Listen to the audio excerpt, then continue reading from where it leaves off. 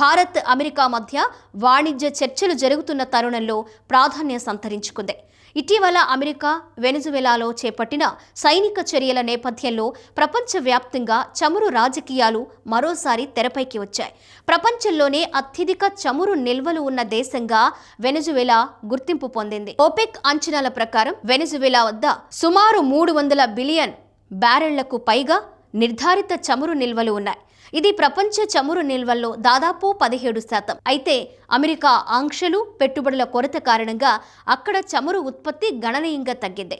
ప్రస్తుతం రోజుకు దాదాపు 10 లక్షల బ్యారెళ్లకే ఉత్పత్తి పరిమితమైంది. ఈ నేపథ్యంలో రష్యా, వెనిజువెలా వంటి దేశాల చమురు ఎగుమతులు, వాటిపై ఆంక్షలు అమెరికా విదేశాంగ విధానంలో కీలకంగా మారాయి. రష్యా నుంచి చమురు కొనుగోళ్లను భారత్ సమర్థించుకుంటూ వస్తోంది. ఉక్రెయిన్ యుద్ధం తరువాత రష్యా చమురుపై పశ్చిమ దేశాలు ఆంక్షలు విధించడంతో భారత్ రాయితీ ధరలకు చమురును దిగుమతి చేసుకుంటుంది. అయితే దీనిపై వాషింగ్టన్లో అసంతృప్తి పెరుగుతోంది.